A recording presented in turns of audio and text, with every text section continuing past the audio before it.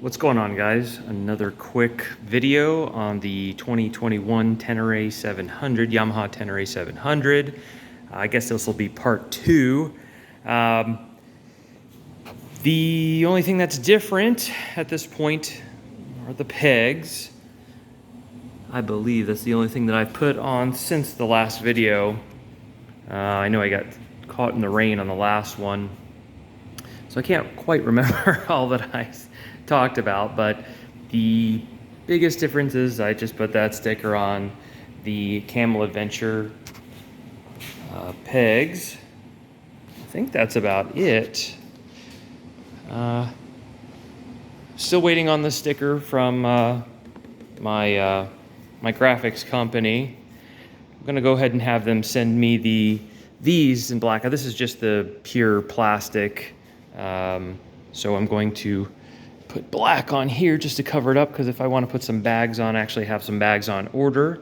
If you look at my Instagram, the gear's starting to come in a little bit now too. I just ordered that Alpine Star V3 jacket, which is sweet looking, actually matches the plastics and the graphics rather perfectly. Looks awesome.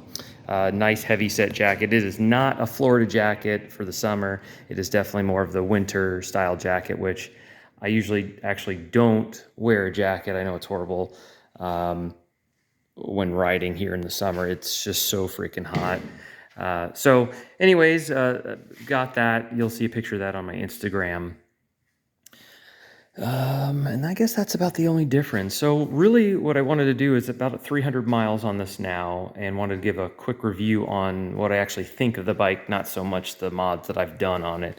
So I guess this will be part of my part two.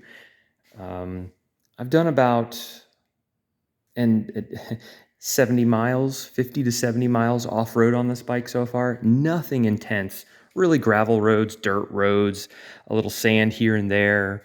But that's about it. So majority of it's been on-road, and I guess I'll first go with that because that's what I've done the most of. I just came off a 2021 Ducati Street Fighter with 208 horsepower, and I got to tell you, I love this bike way more than that one. This is absolutely 100% my most favorite bike I've ever owned. I don't know what it is about this bike. It's just enough power. It's just adequate enough, I guess, to keep you happy. I mean, it'll still pull the front end up off the ground in first gear on power only. I'm sure it would clutch up second, possibly even third. I don't know. I'm not a clutch guy. I usually use power only because my bikes have always been so powerful. But this bike is awesome. I absolutely love this bike. I don't know what it is about it. Maybe that it's just, I mean, even with these knobby tires, this bike rides 80, 85 mile per hour down the highway, smooth as glass. Once you get on the on-ramp and you're really giving it hell, I think that sometimes you get a little steering, wobble there.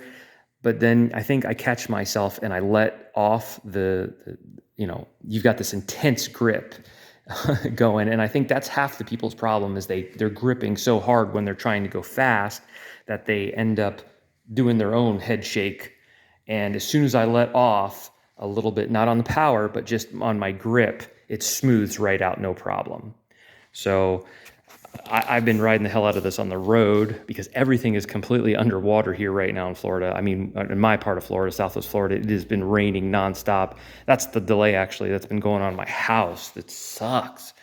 But anyways, love this bike. I mean, it cruises 80, 85, no problem. I think the sweet spot for it doesn't sound like the engine's really racing too much is probably 75 to 80. But I think I would do that all day long on this bike. Now, street manners, I mean, it still takes off faster than most all cars on the road.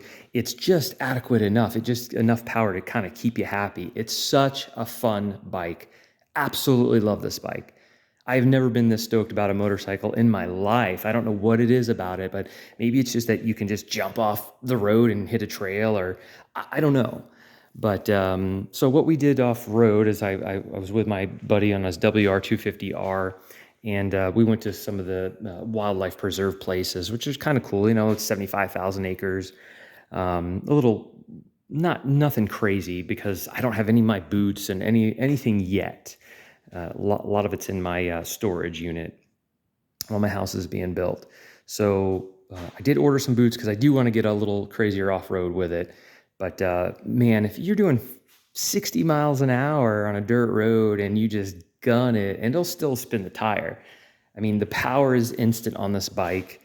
It's, you just give a little throttle and zoom, it'll jump over stuff. It's not quite a MX style response, but very, very close with the twin cylinder and all the torque that it's got. I am super, super, super impressed with this bike. Like I said, to date, my most favorite bike I've owned. I love the look of it, of course. It looks super cool in my opinion. I really like it. But the motorcycle itself is just so much fun to jump on and go. Love it. So anyways, I'll give a little bit more of a review as I get more miles on it. Again, only 300 miles on it or so, majority of it on road, but I am really, really blown away how good of a street bike it is. I know it's the MT-07 motor, so I get it. It is heavier, but the knobby tires, I guess that's just the Moto Z tires that I have on it are fantastic. Like I said, they ride smooth as glass down the highway. So really impressed with this bike. Got to be my most favorite bike. I love it. I love this bike. So anyways, just a quick review. All right, guys. See you.